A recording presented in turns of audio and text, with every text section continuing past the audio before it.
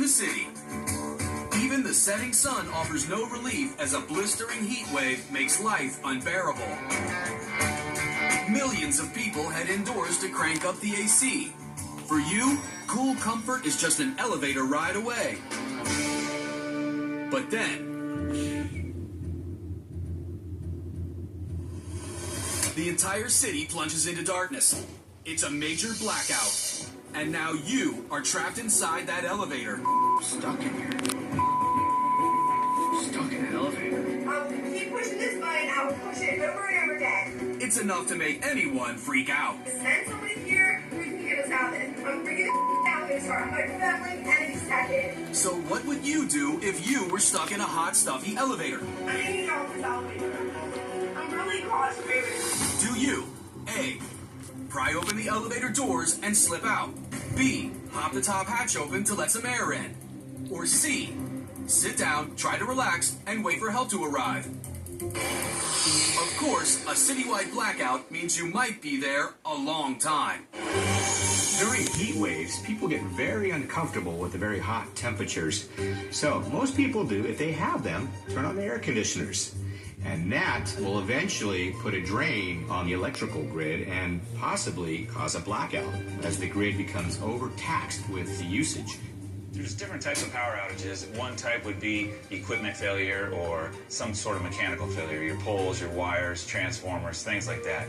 The other ones would be overloaded. Your overload usually is due to really hot weather or old neighborhoods that have been built up that are getting overloaded. There are interesting situations that can develop during a power outage associated with a heat wave. Obviously, people stuck in elevators or people stuck in odd places. If you're trapped in an elevator with a group of people, one thing that is bound to happen is panic. A lot of people are claustrophobic, and it's so important to have just basic conversation while you're in an elevator with people who are starting to panic. Panic is a contagious disease and spreads like wildfire.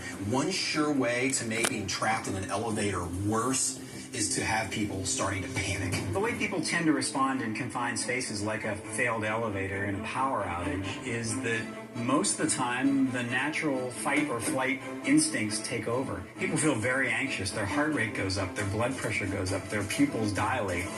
Right now, you know exactly what that feels like. Can somebody please get me off an elevator? I'm stuck on. I've been on here for an hour. Nobody's coming. You're frustrated and angry with no way of knowing how long you'll be trapped. I'm I need to get off this thing. Like, this is not funny. So what would you do? Your best bet is C, relax and wait for help. Power outages could last anywhere from 15 seconds to days. If you're stuck in an elevator during a power outage, I would stay calm until trained professionals could come and help you.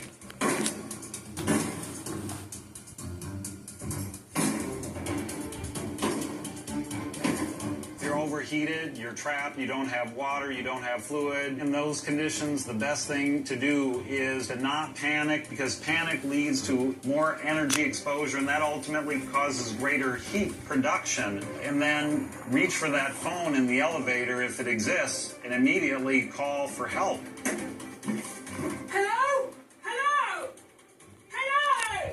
You may as well just take it easy and get to know who's next to you. If they have a medical emergency, 911 is still your best call. Just try to remain as comfortable as you can. What about prying the doors open? Prying open the doors of an elevator should be an absolute last resort, because there are good chances that you could hurt yourself. The chances of you having a severe outcome or a death from any of these events is actually quite low. If you can get people to remind themselves of that, take a few deep breaths, and just wait for help, they'll do a lot better.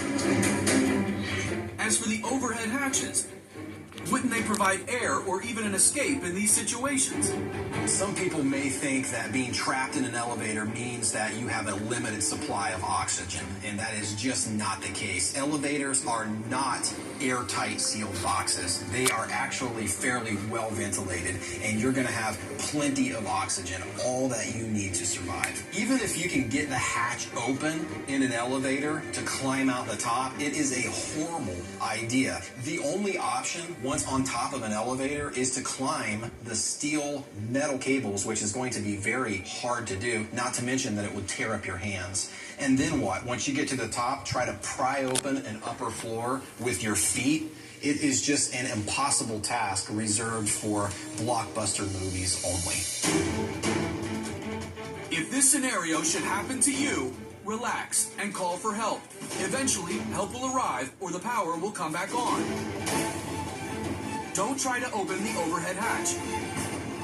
And don't try to pry the doors open. You could risk serious injury. Last but not least, if you have company with you, I'm kidding. I need to get all this thing. Like, this is not funny. try your best to make a new friend.